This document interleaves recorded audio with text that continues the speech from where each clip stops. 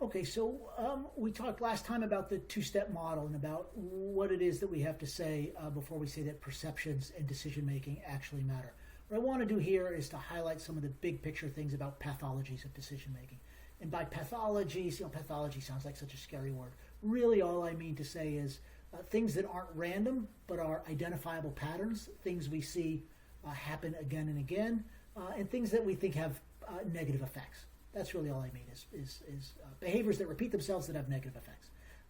So these are things that a lot of research in cognitive psychology and then people applying cognitive psychology to politics, and in our case international politics, have identified.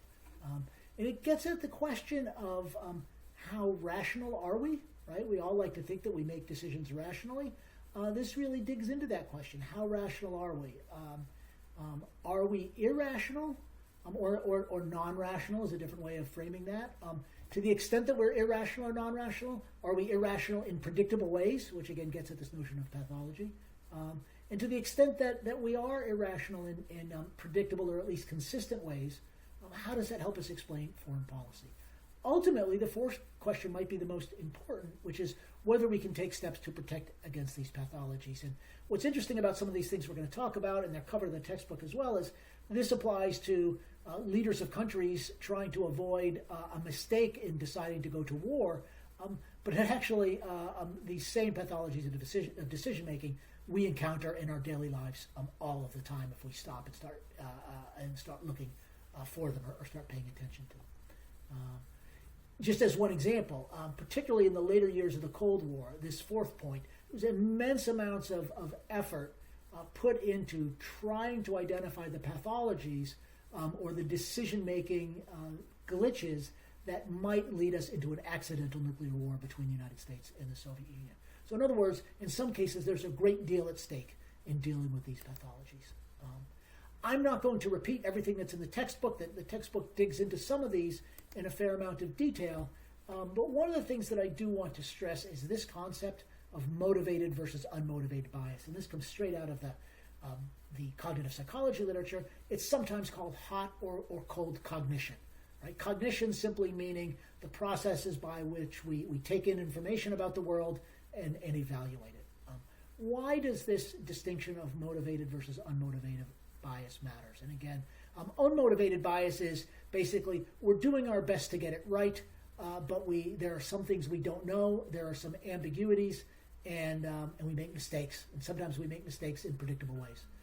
Motivated bias is this idea that we have some kind of emotional need or something we want to see happen, and that pushes us to make certain mistakes. So if you think about rooting for your favorite sports team, right? Do you predict that your team is going to win or going to lose? It's hard to avoid motivated bias and make a completely unbiased prediction about a sports team that you really like, for example. But so why the distinction matters is because if we can identify a bias as motivated or unmotivated, it might help us predict when it's going to happen, or if we're looking backwards into the past, explain what happened and why. In particular, it helps us to be vigilant about our own biases. We can think about, well, what are the things we're motivated to believe, whether they're true or not. And so the remedies for dealing with motivated versus unmotivated bias might be different. One of the places, just on a college campus these days, this comes up all the time, is in all the work that a lot of us are doing to try to identify our what we call implicit bias, right, and how we deal with people from different racial, ethnic groups, genders, and so on and so forth. So again, a lot of this gets close to home very quickly. Okay, so just some famous misperceptions. There's a bunch of these talked about in the textbook as well, but just to throw our minds back into this framework, right? Almost everybody believed that World War I would be over by Christmas of 1914. Of course, it goes on for just about 4 more years after that.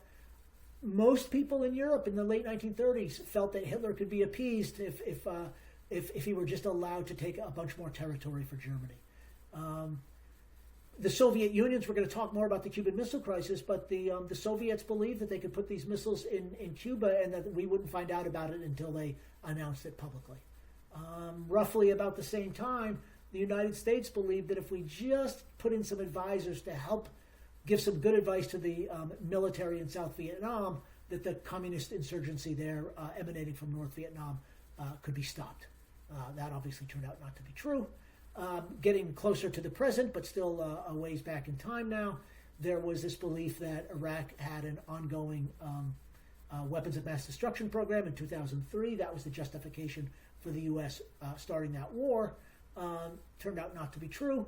Similarly, there was a belief that all we had to do was get rid of Saddam Hussein and liberal democracy would sort of naturally emerge in Iraq, and that has not happened yet. In each of these cases, we could ask, was this based on motivated or unmotivated bias? Why did it happen, and what would have had to happen for things to go differently? A slightly different way of framing the big picture question is, are leaders irrational, or is international politics just very hard to predict? Framed differently, right? Do leaders deceive themselves, motivated bias, or is it just that ambiguity is inherent to the problems they face, unmotivated bias? We don't need to draw a conclusion to that right now. I would just point out a couple of things. Clearly, we can think of instances when leaders have deceived themselves. It's also the case, though, that one of the big things governments are trying to do is to deceive other governments about what they will do or won't do, right? So it's actually rational, oftentimes, to try to hide things about what you're up to or about how you might respond to a certain thing. We think of this as bluffing in some cases if we think about poker, but in international politics, there's bluffing as well. You're not going to go to war over this, but if you tell the other side that you're not going to go to war over it, it allows them to be more aggressive. So maybe you want them to think that you're going to go to war, even though you're not. So sometimes it's not that leaders are deceiving themselves; it's that other people are quite deliberately deceiving them, and that makes things tricky indeed, both for the leaders themselves, but also for us looking back to try to evaluate different kinds of mistakes that were made, and of course, trying to avoid them moving forward.